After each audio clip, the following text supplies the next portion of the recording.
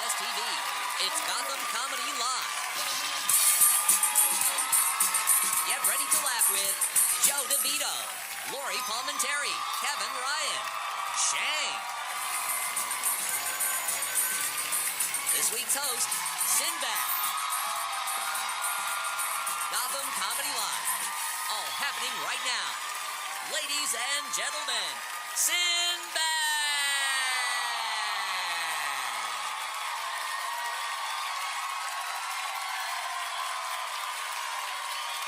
Gotham Comedy Live, baby, right here in the house. No, this is the first time I've been. This is beautiful.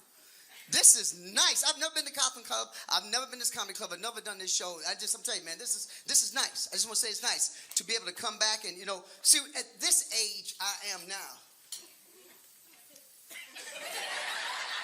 This is the age where people are like this, oh man, I always loved you. I was a kid. As a comic, I always wanted to be you. You're a living legend. I'm like, I'm almost dead. That means like you dead. They start giving you awards. You ain't even done nothing. We won't give you a Peace Award. So we won't give you an award for what you mean to the children. I said, dude, I still got a job next week. I ain't dying. But there's something about being older. You don't live till you're 50. I didn't understand what that meant. When I was 30, like, yeah, you can be dead at 50. At 50, you start realizing, you're still young. Who's 50? Who said 50 and over? See? Look at my man. He look at me. That's funny? That's funny to you? If you're blessed, you'll live to be 50. If you're blessed, so my thing is, listen, 50 is, you're free for the first time. Like, y'all married? Y'all just dating? Not dating? What is? My bad, y'all. But this is a bad night. You had nobody else take you out? See, they both did this. And look at him. I told you, man, don't. See, this is like a double date. Don't you have a friend? Yeah. Don't he have somebody? He can call somebody. I'm glad we're getting it. I'm going to help him give you some old 50-year wisdom. This 50-year wisdom. When you're older, you ain't got to fake this. When you're old, if it don't work out, you leave. When you're 20, 30, I don't know, you tell your friend, girl, I want to break up. I don't know what to do. Just leave him. I don't know, I love it. When you're 50, he ain't got no insurance. This ain't his house. I'm gone. We don't need love. You don't need love at 50. At 50, you need somebody's shelter. You need shelter. You need food. You need your teeth fixed. See, when you're 20, you want love. I want somebody to love me for me. Like, I want somebody to love for me. We don't know you. We don't know you. You'll never know her. You will never know her. Take it from me. You'll never know the woman you with. You will never know the woman you with, because by the time you know her, she flips.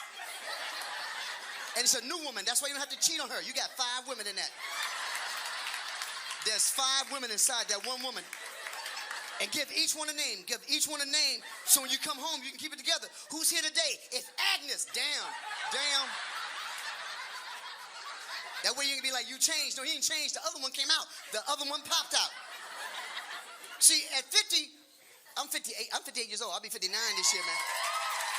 So, you hope at 50 you wise. There are some dumb old people. I ain't gonna lie.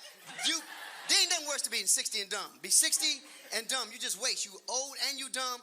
You got nothing to offer. You didn't learn nothing. How you live for 60 years and then look how slow you got to be. How slow. That was that kid in school. I knew it. Because we all know somebody. Everybody here knows somebody. Look, everybody ain't made to make it. I'm going to be honest with you. Some of y'all who got kids? They're all not going to be successful. All your children are not going to be equally successful. That's why you can't have just one. That's a jacked up situation. If you have one failure, you'll whoop that child. You'll be mad at that child. That's why in the 70s we had big families. You got 6, 3 gonna make it. 3 gonna make it out. And the other 3, like when they ask about him, well, he's trying to find himself. That's a code word for I got a dumb child. When you say I got a child finding themselves, you got a dumb child. How are they lost? They live at your house. If you got a child live at their house, how they lost? And you got to let you know which one your children's stupid. You got to let them know. Don't be lying to them. Don't say you can be anything you want to be. That's why we had that first week of American Idol. Because someone didn't shut that down. That when that child starts singing, no. That's not for you. That's not for you. Everybody can't be everything. Every child can't be special. And you got to know when you got a slow child. And when you go to school and the teacher's sitting there, he's slow. We're all slow. Everybody in this family slow. We don't want him at home. Please, can he stay in your class? I just found out I have ADHD. I didn't know all them years that people saying you can't concentrate. I found out I'm glad they had no medication, because in the 70s you didn't need medication. It was called get out my house, go outside and play. Get out my house. So ADHD wasn't a big thing in the 70s because you played, but you played different. Like my father, we all had bikes in the 70s. My dad said, let him ride as long as he needs to ride to work it out. He ain't got to come home when the rest of y'all come home. One time I came home, 3 days, Dad, 3 days. My dad understood. He teaches here? He teaches? Math and ADHD is none of our fault. Don't do story problems. That's so stupid. Say it. 7 minus 3. I don't need, there were 7 apples. Somebody stole 3 apples. I got ADHD. I'm like this. Why'd you leave the door open? And then you're going to send me to the principal's office, and that's a legit question. That's a real question. There's a train going 30 miles an hour. There's a town 60 miles away. Why is he going so slow? He could have drove. Now I'm sitting at the principal's office with my dad coming up. What happened? People stealing apples and jumping on trains. Because of you. You have a problem with some of the kids? Some of the parents, right? Don't sugarcoat it for the parents. And if a parent is stupid, stop that parent conference. If you got little stupid Johnny sitting here and the stupid parent show like, oh, I see.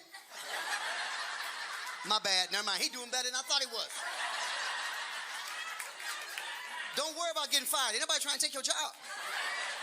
This is a new generation. They can't teach. They have no attention span. They text each other. What you doing? I'm sitting right next to you. Y'all have no attention span whatsoever. Oh, did you see this? Look I'm gonna send it to you. I'm right here. Show it to me. Show it to me, man. Look at me. You ain't looking at me now. You're looking for your phone. What do you do? What do you do for a living? I'm a bartender. You're a bartender. So you're really a psychologist.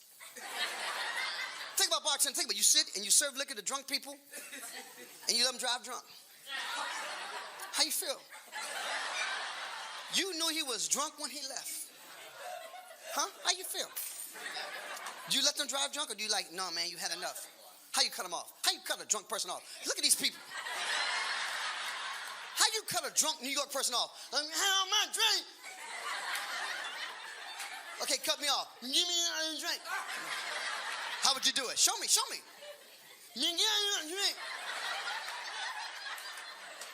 That's how you cut people off?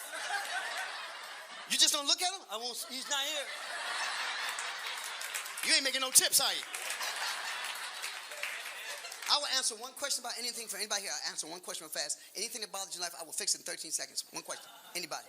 Something that bothers you about your man, life, woman. Why are you going to say that they're going to call and text and they don't? Because we don't like you.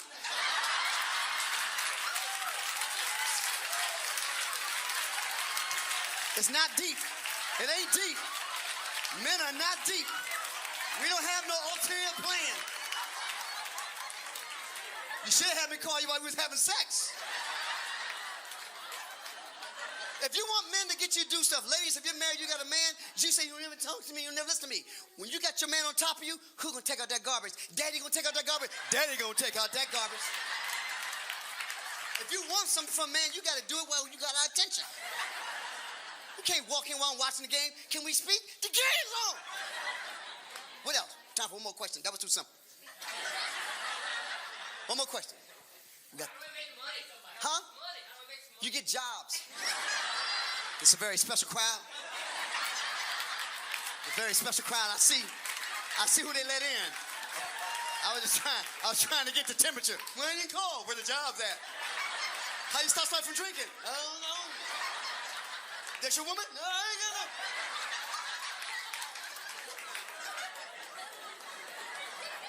This gonna be a good show. Y'all stick around. We got some good stuff coming up, right? We'll be right back.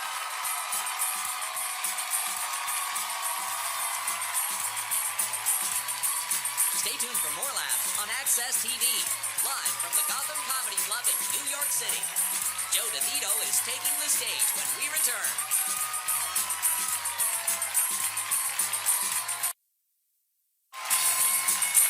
Welcome back to the Access TV presentation of Gotham Comedy Live.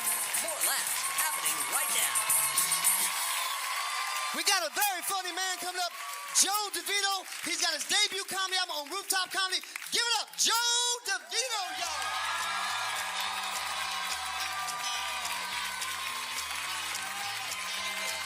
Thank you.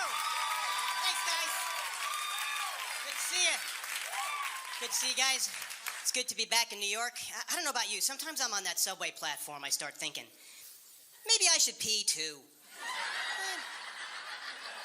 Doesn't smell like anyone's holding it in here at the West 4th Street station.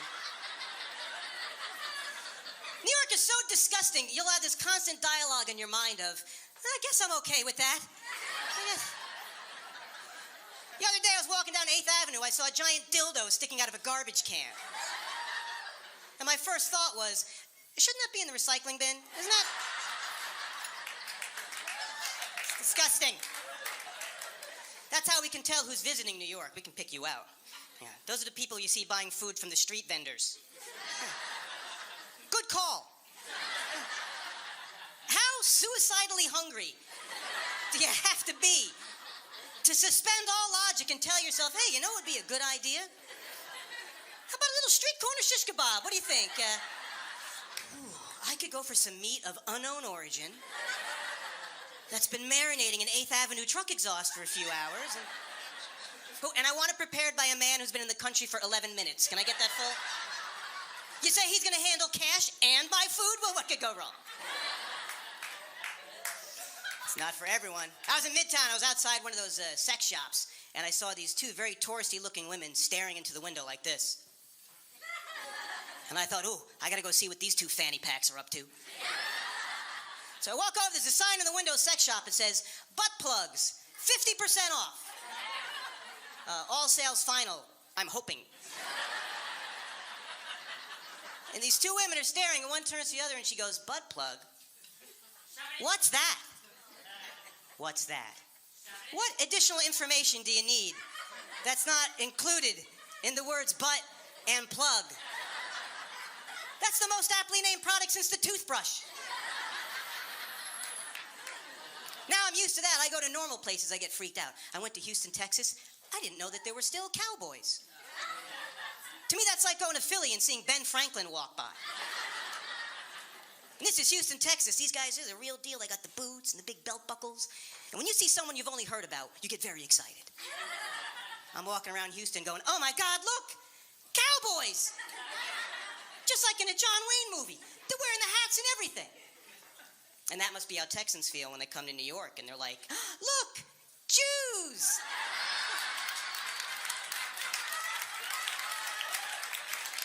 They're wearing the hats and everything. I can't believe it.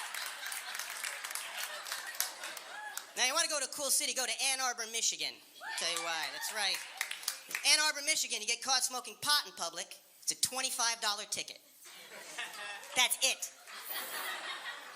I heard that. I went straight to the police department. I said, here's $150.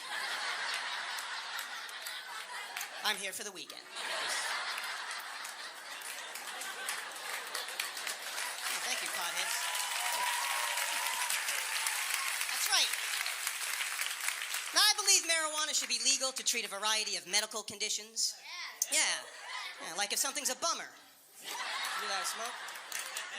Because we know it's not bad for you. We know it's cigarettes that are bad for you. And we can tell the difference. And the difference is, you'll never see an anti-pot smoking commercial with one of those neck hole guys. Yeah. And you know why? Because his friends would have made a bong out of him. That's why they would have...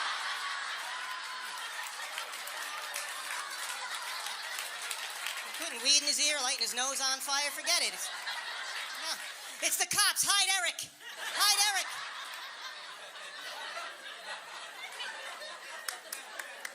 Miss, what's your favorite brand of condom? Do you have a preference? Do you have any brand loyalty on it? Trojan, right on. Can I ask you another question? Is this your card? Oh, okay, I don't know whose card that was then. I don't know if you've heard the commercials. Trojan has an ad campaign for the Fire and Ice condoms. Have you heard? It's Fire and Ice condoms. It's a condom that heats up. That's right. It's got some kind of Chipotle action happening on it. Condom that heats up. That means there's a market of people thinking, I love safe sex, but I miss the burning sensation. Is there any way to combine those?